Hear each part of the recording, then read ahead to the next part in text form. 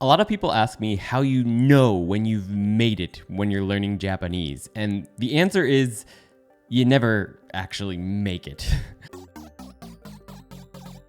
I teach Japanese with my wife Yuki, so I feel like I always need to be improving my Japanese. And the fact is that even in your native language, there are so many words and little grammars that you don't know that you can keep improving even your native language indefinitely. So for me, I feel like I always need to be improving my Japanese and trying to get to, quote, endgame Japanese, which in truth doesn't really exist. Join us in our quest for the Holy Grail. So this is how I work on my N0 Japanese, and hopefully some of the things that I do might help you improve your studies even more. The main thing I do to improve my Japanese these days is reading books, reading mangas, reading the text in games, whatever. I read everything I can get my hands on. Reading is the best way to improve your vocabulary in literally any language, native, second language, once again. Reading is going to be your best bet.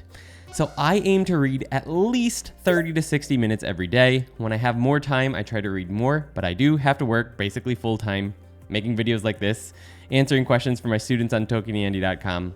We're always working, so I don't have that much time to read, but every free moment I have, I do. The way I keep things interesting is that I'm always reading at least one easy book, one challenging book, and one book that I find kind of impossible. That means that I'm never really bored and I'm always learning. Also, I have 69 books in my Kindle that I haven't touched yet. So I sort of have a goal for the next year or two to try and finish all of those before I buy any new books. I'm sure a lot of you can probably relate to that. And by the way, that doesn't even include all the manga I have bought. There's like 200 volumes of that. So anyway, the easy books I'm reading right now are the Tsurubara Mura series. That series is aimed at kids that are maybe in elementary school, upper elementary school, but you'll find from the reviews on Amazon that a lot of adults enjoy them as well, and I find them really interesting. They're really fun. They generally follow a person around, like an individual person around in this real, semi-fantasy version of Japan as they go through their daily lives. So everyone is usually in some kind of profession. The first one I actually read was a beekeeper. So there's lots of profession-specific vocabulary that I sometimes have to look up, but for the most part, it's easy enough that I can pick up new words that might show up from context. My medium or challenging book is the ReZero series. I'm reading through that whole series. I have to look up a lot of words in that one. The author, they like to use a lot of difficult words or rare words and yojijukugo and things like that. And while a native Japanese person probably wouldn't have any difficulty with those, there are a lot of words that I haven't run into yet. So I'm having to look up a lot with that as well. Fortunately, I'm reading all of my books on Kindle, so I can just touch the word and it pops up in my Japanese to Japanese dictionary along with the pitch accent, so I can get even extra reading practice while going through a Japanese to Japanese dictionary. My hard or almost impossible book is the Japanese translation of Martin Heidegger's Being in Time, Sonzai to Jikan.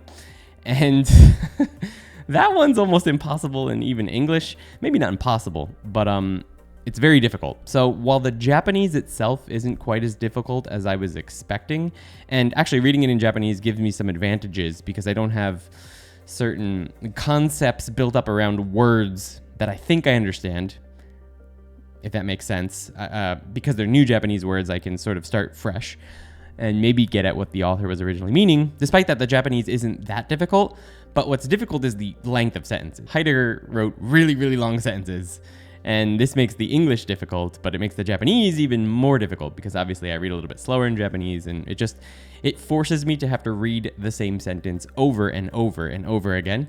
But this is true in the English edition too, so that's neither here nor there. But having that sort of almost impossible to understand book to read once in a while really pushes me. And what's fun is that I'll jump back and forth between ReZero and Being in Time, and I'll find that there's some words that I thought were new or maybe specific to a philosophy book that are popping up in ReZero. Reading one helps me improve my reading in the other one, so it's great. On the side, I'm reading the manga Naruto. I finally started reading that, and that's fun. I get the color editions from the Kindle store.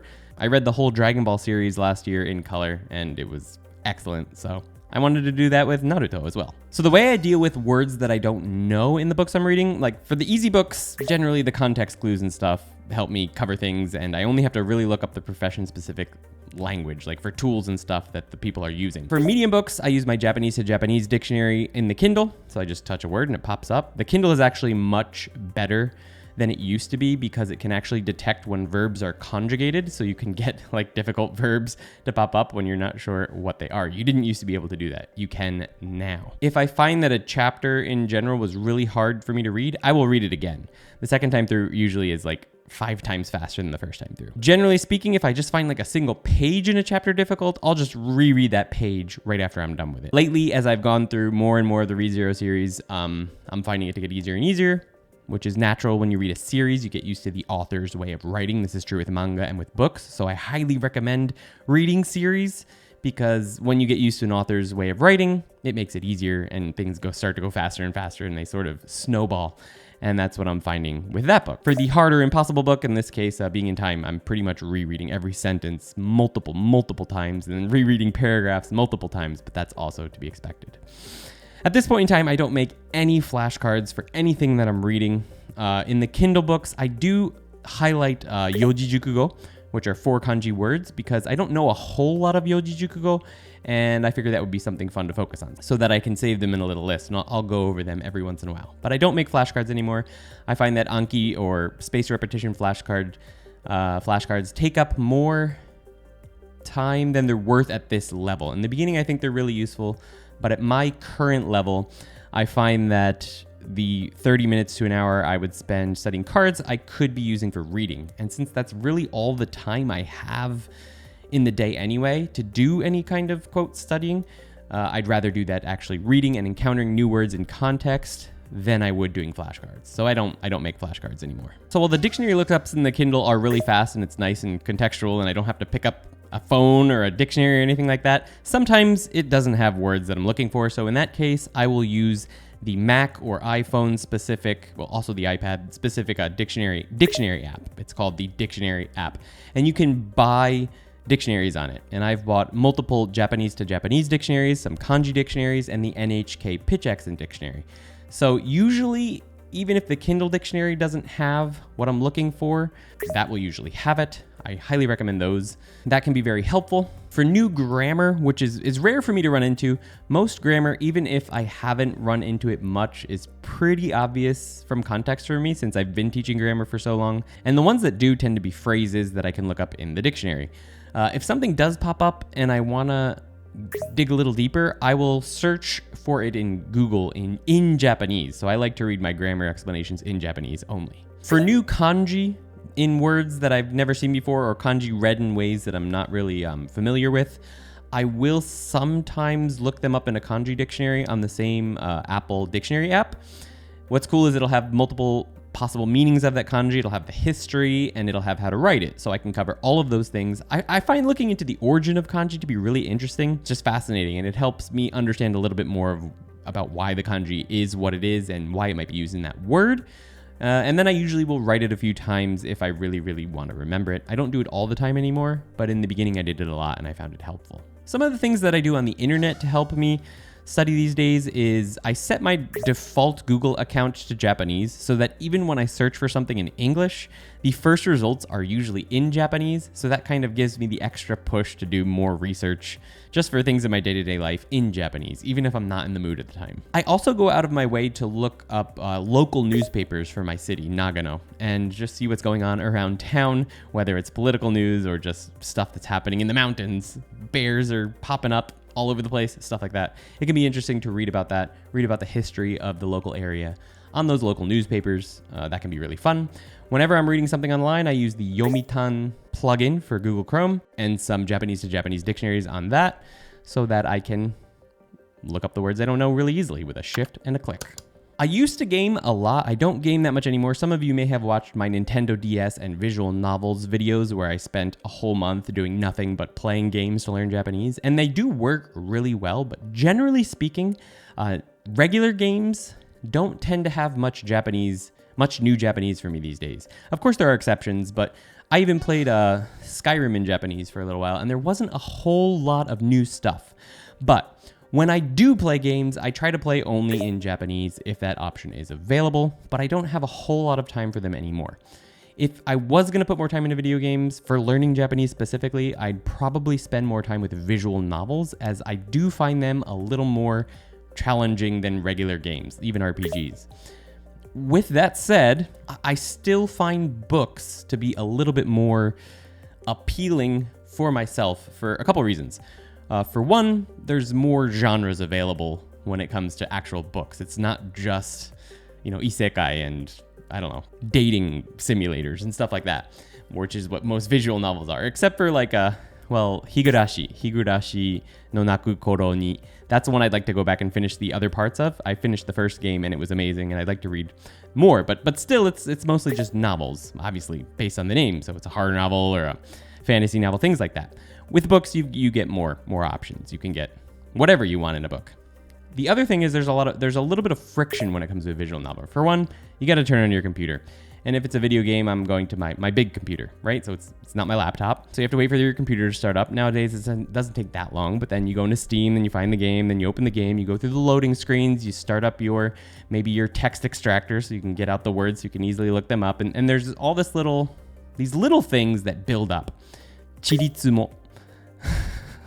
Like even if it only takes 3 minutes, that friction between getting started and actually reading, it makes books way more appealing, because I can just pick up my Kindle, open it up, and I'm in the book. I'm right where I left off, and I can start reading. Now, some people who really hate reading will probably not mind that tension, because at least it gets them to read. The games have interesting visuals, lots of music, maybe there's voice acting, which is a big benefit for visual novels, having the voice acting.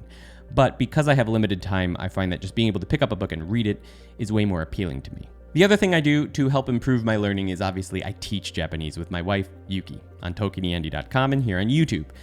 So mostly we teach beginner and intermediate Japanese, but even especially in the intermediate levels, we get lots of interesting questions that really force me to solidify my understanding. Yuki and I will have discussions and debates about what something might mean, what some grammar might, what a grammar might mean in a certain situation, or what might be better in the situation. People send us their speaking exercises, their reading exercises, so we get chances to correct people's pitch accent, to correct their pronunciation, to correct their grammar, to correct their word usage, and we have to go through all this and answer their questions while we're doing it. So that actually pushes me a lot and has helped me learn so much over the past 4 to 5 years. It's unbelievable. It's helped me to explain myself better. It's helped me to understand Japanese better, and yeah, it's just been great.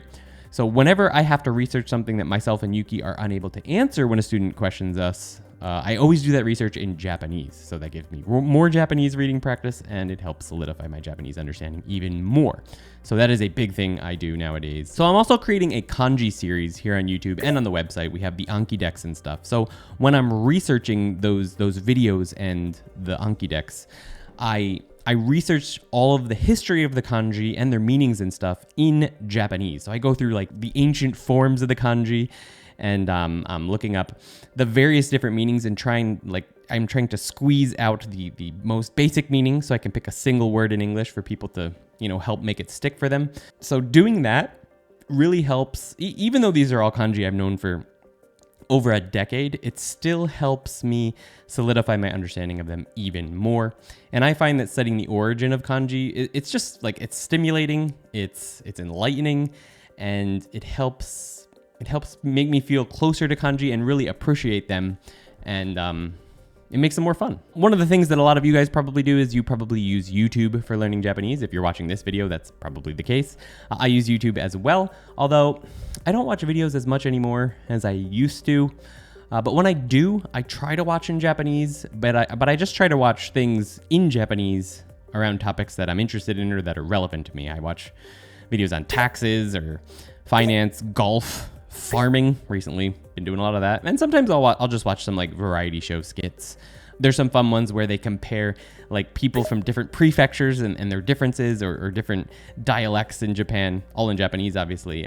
So those can be really interesting. The important part is I try to keep it relevant to my own interests, so that I'm learning vocabulary that I don't know yet, but that is relevant to me, that I might be able to use. and also it makes me more interested in the video. I do watch a little anime these days. Back in the day, Yuki and I used to watch a couple episodes every time we ate a meal. These days we don't do that, so I watched a lot more before, but once in a while we still watch a little bit. Recently I watched Danjon Meshi Kyuketsuki Sugushinu. I've watched that series a couple times. We just went through the whole thing again. I'll probably go through it again because it's really funny. And I recently started watching Conan because the most recent movie was set here in Nagano, and I kind of wanted to watch it, so I started the series at episode 1. It turns out it's basically One Piece. There's like over 1,000 episodes. But it's kind of interesting. Like it's sort of aimed at kids, but adults really love it too. So whatever, it's kind of fun. There's some fun like extra like detective vocabulary that I haven't run into yet. So it's been cool. I rarely need to look things up when I'm watching anime. And even when I don't know a word that's been said, it's usually so clear from the context that I don't need to look it up and it just sort of flows by. But if a word really catches my interest, I will look it up as the anime plays out. If I were starting out, I'd probably use something like Language Reactor to look things up. If that was out when I was starting to study Japanese like 13 years ago, I definitely would have been using that. I don't use it anymore because it breaks the flow, and I get most of my new vocabulary from reading, so I don't really need to, but yeah. One of the things that I have been working on a lot over the past year or two, maybe a little more, is pitch accent. Pitch accent was, I've mentioned this a million times, but it was not a thing in textbooks for new Japanese learners when I started learning 13 years ago. So I didn't know about it until relatively recently, maybe 6 years ago, when Dogen started making videos. That's the first time I was like, man, this guy sounds really, really, really good. And I didn't even know why. And then he started talking about pitch accent, and I was like, oh, that's what people are talking about when I'm out. And they're like, can you tell the difference between hashi and hashi? I never knew what they were talking about, and they never knew what they were talking about. So when I learned about that, it was sort of a shock. And while I still to this day feel like things like moras, the length of vowels, things like that, are more important for helping people understand your Japanese, I do think that pitch accent is really neat and probably worth at least knowing a bit about. While it's not the most important thing, maybe, I want to learn more about it, and I want to try to keep improving mine. So I've been using the NHK Pitch Accent Dictionary, which is what announcers use, native Japanese announcers have to use when they go to announcer school and stuff like that, or when they don't know how exactly to pronounce a word perfectly when they're on the news. And on my Kindle dictionary, I try to use a dictionary that includes the pitch accent on it.